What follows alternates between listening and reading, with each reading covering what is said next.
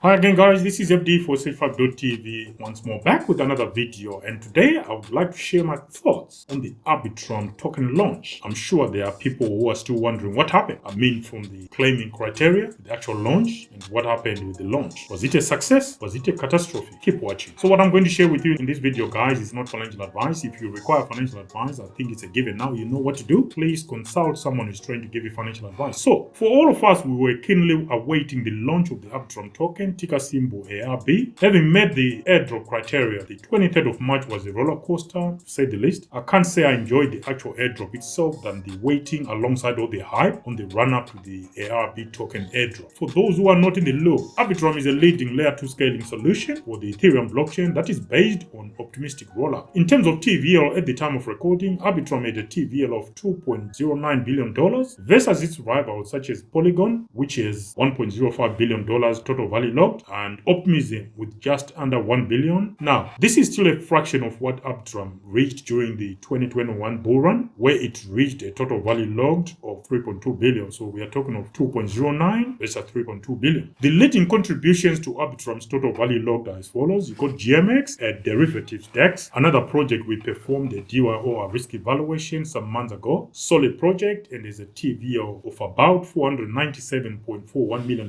at the time of recording. By the way, I'll leave a link to our DYOR risk evaluation video that we performed on GMX. You also have Uniswap version 3 with a total value logged of 278 million logged on Arbitrum. SushiSwap in third position with a total value logged of $125.34 million logged on Arbitrum. Radiant with a TVL of $123.92 million. Camelot, a DEX with a TVL of approximately $108.89 million logged. And in seventh position, we got Aave version 3, the total value logged of $103.83 million logged on Arbitrum. So based on these 6 dApps on Arbitrum, you can tell that Arbitrum's TVL is spread across a number of dApps, over 100 dApps with reasonable TVL value. Arbitrum's current market cap is $1.8 billion, putting it in 33rd position, or number 33 on CoinMarketCap. On the other hand, though, Polygon's shine appear to be disappearing, or is it? With Arbitrum now accounting for about double TVL to that of Polygon's, is Polygon's number up? Here are the leading dApps on Polygon by TVL according to DeFi Llama. Aave leads with a TVL of 311.07 million logged on Polygon. QuickSwap is in second place with a TVL of 156.13 million logged. Balance version 2 is in third position with a TVL of 113.45 million logged on Polygon. Uniswap version 3 comes in fourth with a TVL figure of around 92.2 million logged. Biffy Finance is in fifth position with a TVL of 74.3 million logged. Tetu is in sixth position with a TVL value of $54.4 million logged on Polygon at the time of recording. And finally, Kev Finance comes in at 7th position with a TVL value of just over $46.6 million of value logged on Polygon. So, are we starting to see some stuttering from Polygon from this moment on? I know there will be a lot of people out there still singing and screaming about Polygon's partnerships, how many and the quality of those partnerships, Disney and so forth. But while it's not the most reliable indicator of how healthy a crypto project is and whether that project has got a great future, these numbers we are reviewing today cannot be ignored. Surely they are pointing at something. Polygon still has their highest ranking market cap, which is around 9.7 billion, which puts it in 9th position on CoinMarketCap, and it is sitting in the distance well ahead of Arbitrum in terms of market cap. But then Arbitrum has just launched its token, so a long way to go in either direction, I think. Lastly, we have Optimism, which uses similar technology to Arbitrum with a current market cap of about $724 million at the point of recording, and the leading dApps on Optimism in terms of TVL are as follows. Got Velodrome with 290 million of TVL logged on Optimism. Synthetics with just over $142 million in TVL logged. Kev Finance in third position with TVL of approximately $92.7 million logged on Optimism. Aave version 3 is in fourth position with TVL of about $85 million logged on Optimism. Biffy Finance is in fifth position with TVL of approximately $76.2 million of TVL. In sixth position, we have Uniswap version 3 with a TVL of almost $57 million